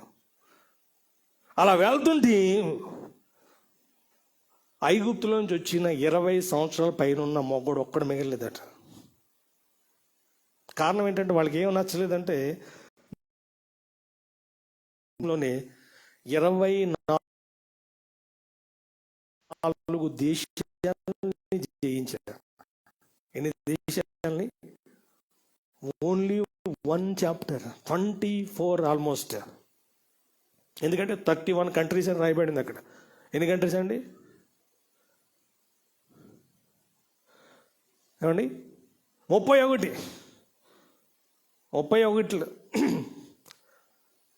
ఇక్కడ లాస్ట్లో అమ్మా 31. 11వ అధ్యాయంలో క్లోజ్ అయిపోయింది, యుద్ధాలు అయిపోయినాయి. 12వ అధ్యాయంలో మనం చూస్తే 13వ అధ్యాయం నుంచి మనం చూస్తే డివైడింగ్ స్టార్ట్ అయిపోద్ది అనమాట. వాళ్ళు పొందడం స్టార్ట్ అయిపోయింది. 13వ అధ్యాయంలో చెప్పాడు దేవుడు, ఏమండి వాళ్ళ జీవితంలో ఫస్ట్ ప్రయారిటీ దేవుడు కాలేబుకి ఇచ్చాడు. ఎందుకంటే కాలేబు దేవుని వాక్యానికి భయపడ్డాడు. హల్లెలూయా. కాబట్టి మనం కూడా దేవుని దీవెనలు, దేవుని కార్యాలు పొందే వారిలో మొదటి రోల్లో ఉందుముగాక, మొదటి వరుసలో ఉందుముగాక. ఏమండి? అది through divine principles and discipline important. చాలా సిస్టమేటిక్. ఆగమంటే ఆగాలి, నడవమంటే నడవాలి, ప్రశ్నించడానికి ప్రశ్నించే ప్రతివాడు పోయాడు. హల్లెలూయా. కాబట్టి ఈరోజు మన జీవితంలో ఈ విషయాన్ని ఎంతమంది అర్థం చేసుకున్నారు? దేవుని వాక్యము నిన్ను ఎలా నడిపిస్తే అలాగా నడవాలి. నిన్ను ఏది మాట్లాడమంటే, నిన్ను ఏది చూడమంటే, నిన్ను ఏది చెయ్యమంటే నువ్వేం చేయాలి? ఓన్లీ 1 వర్డ్, చిత్తం. అంతే. నువ్వు లోబట్టమే. హల్లెలూయా. ఏమండి? ఆయనకి లోబడినప్పుడు, దేవునికి లోబడి ఉండండి, అపవాదిని ఎదిరించండి, అప్పుడు వాడు మీ యొద్ద నుండి పారిపోవాలి. కాబట్టి ఈ విషయం అర్థం చేసుకున్నప్పుడు నేను చూసే వ్యక్తిగా ఉండను, నేను పొందే వ్యక్తిగా ఉంటాను. ఎంతకాలం చూస్తాం? వాళ్ళు అలా ఉన్నారు, వీళ్ళు ఇలా ఉన్నారు, నువ్వు ఎప్పుడు ఎలా ఉంటావు? హల్లెలూయా. కాబట్టి చూడటం వలన జస్ట్ ఏమండి ఆ కొద్దిసేపే, కానీ పొందింది మాత్రం, నువ్వు పొందేది ఏది కొన్ని రోజులు ఉండేది కాదు, అది పర్మనెంట్. హల్లెలూయా. మనం న్యూ టెస్ట్మెంట్లో ఇంకా మనం ఇశ్రాయేల్కి అయితే చూపించాడు, కొండపైకి తీసుకెళ్ళి మోషేని, ఇదిగో చూడని ఆయన అంటే ఆయన మొత్తం దేశాలను చూసేటట్టు కొండకి. కానీ ఈరోజు మనకి 1 Corinthians 2:9 ఉంటుంది, దేవుడు ఏదైతే సిద్ధపరిచాడో అది కంటికి కనబడలేదు, చెవికి వినబడలేదు, మనుష్య హృదయానికి, కానీ పరిశుద్ధాత్మ ద్వారా రివీల్ చేస్తాడు. హల్లెలూయా. కాబట్టి నేను మీ విషయంలో చూస్తున్నాను, మీరు ఏం పొందబోతున్నారు. కొందరు మేలు పొందేవాళ్ళు ఉంటారు, కొందరు ఏమండి ఆ రోజు కోరాహు గురించి మోషే చూశాడు, ఏం పొందబోతున్నాడు దేవుడు చెప్పలే. మోషేకి తెలుసు వీడు బ్రతికుండగానే పోతాలని వెళ్ళిపోతాడు. ఏలియాకి తెలుసు, ఎలీషాకి తెలుసు ఏలియా ఏం కాబోతున్నాడు. ఎలీషాకు తెలుసు ఏలియా ఏం కాబోతున్నాడు. ఏలియా ఏం చేస్తున్నాడు, అగ్నిరథం మీద ఆయన పైకి వెళ్తున్నాడు. మోషేకి తెలుసు కోరాహులు ఏం కాబోతున్నాడు, ఏం కాబోతున్నాడు, వాళ్ళు పాతాళానికి వెళ్ళిపోతున్నారు. హల్లెలూయా. ఎలీషాకు తెలుసు హజాయేలు ఏం కాబోతున్నాడో. ఎలీషాకు తెలుసు యూహు ఏం కాబోతున్నాడో. ఈరోజు మనకు కూడా తెలియాలి, వాక్యం ఎరిగిన వాడికి అర్థమైపోతుంది. ఆమేన్. కాబట్టి మనం సీనాయి కొండ నుంచి ఇశ్రాయేల్ జర్నీ అర్థమైతే మన జీవితాలు అద్భుతాలు ఈజీగా పొందుతాం. అందరూ లేచి నిలబడదాం ప్రభు సన్నిధిలో.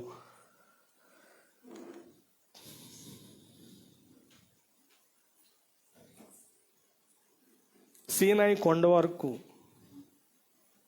అందరూ కలిసి ఉన్నారు. ఎటువంటి ఇన్స్ట్రక్షన్స్ లేవు.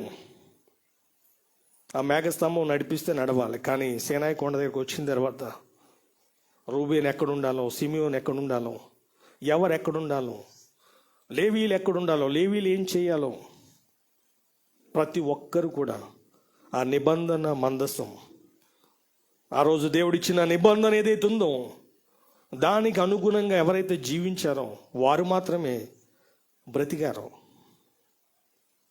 వారు మాత్రమే దేవుని వాగ్దానంలో అడుగు పెట్టగలిగారు. ఈరోజు మనం కూడా దేవుని సన్నిధికి రావడానికి గల కారణం మన జీవితాలు మార్చుకోవడానికి. ఎందుకు దేవుడు మనల్ని మార్చాలనుకుంటున్నాడు, ఎందుకు మన జీవితాలని తన వాక్యం ద్వారా మలచాలని ఎందుకు కోరుకుంటున్నాడంటే ఆయన సిద్ధపరిచిన జీవితాన్ని, పరిస్థితిని మార్చారు. నీకు నెమ్మదిని ఇచ్చేది, నీకు ఆరోగ్యాన్ని ఇచ్చేది, నీకు సమాధానాన్ని ఇచ్చేది, నీకు సంతోషాన్ని ఇచ్చేది, చనిపోతే పరలోకాన్ని ఇచ్చేది అదే. ఆ రోజు ఇశ్రాయేల్కి ఆ గ్రహింపు లేదు. వాళ్ళకి కావలసిన దాని మీద దృష్టి పెట్టారు తప్ప వారికి సిద్ధపరిచిన దాని మీద దృష్టి పెట్టలేదు. ఈరోజు మనం దేవుని వాక్యాన్ని బట్టి మనం పరీక్షించుకుందాం. నువ్వు ఆలోచించేది, నువ్వు మాట్లాడేది, నువ్వు చేసేది, ఆ రోజు ఇశ్రాయేలీలు చేసే ప్రతీది కూడా సీనాయి కొండ తర్వాత ఆ ధర్మశాస్త్రాన్ని బట్టి జరిగింది. అలా చేసిన వారు మాత్రమే ఆ వాగ్దానాన్ని పొందగలిగారు. ఈరోజు కూడా నువ్వు రక్షణ పొందాము, ఎర్ర సముద్రాన్ని దాటాము.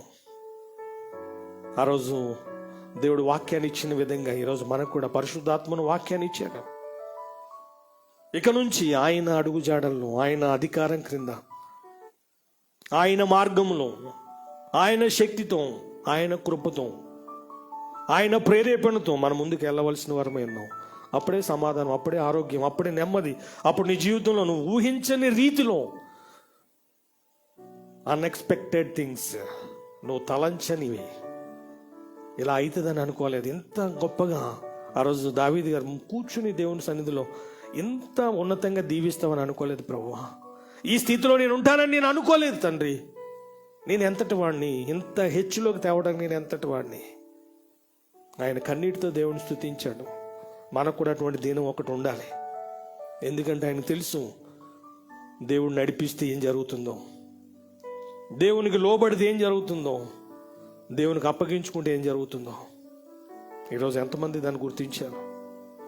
నీలో ఉన్న నిర్లక్ష్యం, నీలో ఉన్న అవివేకం, నీలో ఇంకా ఉన్న పాపం, ఇంకా ఉన్న మూర్ఖత్వం ఇంకెంతకాలం? అది మూర్ఖులు, సనిగేవారు, గొనిగేవారు, తిరగబడేవారు అందరూ చచ్చిపోయారు. నిర్గమకాండం 11 అధ్యాయం నుంచి 36 వచనం 36 అధ్యాయం వరకు ఒక్కడు మిగలలేదు. ఒక్క కాలేబు జాషువా తప్ప అని దేవుడు చెప్పాడు.